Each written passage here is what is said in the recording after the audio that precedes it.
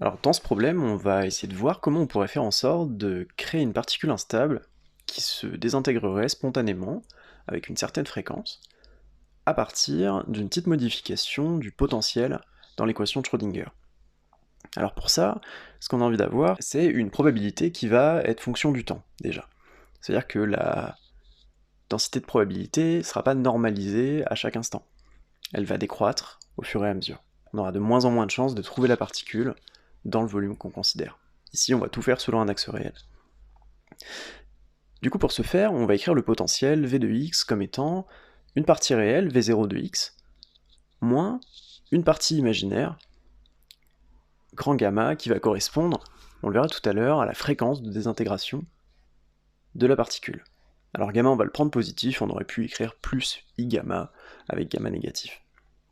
Donc là, on réécrit du coup que la partie imaginaire du potentiel v correspond à moins gamma. C'est ce terme-là qu'on va voir apparaître dans les équations. Donc, étant donné qu'on cherche l'évolution au cours du temps de la probabilité p de t, on va dériver cette probabilité par rapport au temps. Ça revient à dériver sous l'intégrale le modulo carré de psi. Et ça, on peut réécrire de cette manière. Alors là, on voit que les dérivées partielles de psi par rapport au temps interviennent, et celles-ci, on peut les réexprimer grâce à l'équation de Schrödinger. Donc ça va nous donner cette première équation ici. Et si on prend le conjugué de cette équation, ça va nous donner une deuxième équation qui va correspondre au second terme dans la dérivée du modulo carré de psi. Donc on peut remplacer maintenant ces dérivées partielles par rapport au temps, et on obtient ce terme-là. Alors ce terme-là, il est composé de deux termes. On va les modifier un petit peu plus.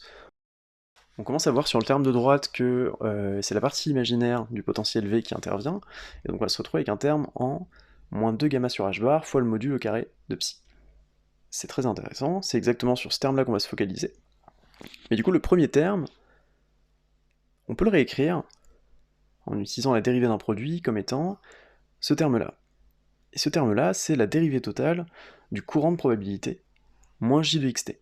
Alors ce courant de probabilité, on l'avait introduit dans un exercice précédent, et en gros, il va correspondre à ce qui va quitter le domaine en termes de densité de probabilité à une certaine position x. Et en fait, ce courant de probabilité, on l'évalue entre moins l'infini et plus l'infini. Alors, étant donné que rien ne quitte le domaine dans tous les cas, chacun des termes est identiquement nul, et donc ce terme-là ne contribue pas. C'est un terme de surface.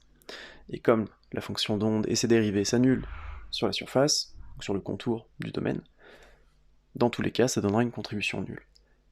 Ce qui fait qu'au final, on se retrouve avec une équation différentielle du premier ordre à coefficient constant et sans second membre, qui relie la dérivée de p par rapport au temps à la probabilité, p fois un coefficient. Autrement dit, il y a une relation linéaire entre la vitesse d'évolution de la probabilité et la probabilité elle-même. Et on voit que ça correspond à une décroissance. Alors dans la question B, on va chercher à intégrer cette équation. Donc on va commencer par la séparation des variables, on met tous les p d'un côté, tous les t de l'autre, et on va pouvoir intégrer. Au final, on se retrouve avec ln de p qui va être égal à moins un terme linéaire par rapport au temps, plus une constante. On exponentie, et on se retrouve avec p de t qui va être égal à un terme p0 fois exponentielle de moins 2 gamma sur h bar fois t. Alors p0 c'est la probabilité à l'instant initial, on va considérer qu'à l'instant initial, la probabilité totale est normalisée, donc p0 est égal à 1. Et à la fin, ce qu'on trouve, c'est que p de t, du coup, il suit bien une loi en exponentielle décroissante, où son temps caractéristique tau, qu'on peut écrire comme h bar sur 2 gamma, il est inversement proportionnel à gamma. Autrement dit, comme on le disait tout à l'heure, gamma, il représente la fréquence de désintégration de notre particule. Le nombre de désintégrations par seconde, si on veut. Et donc ce temps caractéristique tau, il sera d'autant plus court que gamma sera grand. Donc, si on augmente le nombre de désintégrations par seconde, c'est normal de voir le temps caractéristique de désintégration diminuer. Et voilà comment on peut créer une particule instable, artificiellement, en modifiant le potentiel dans l'équation de Schrödinger.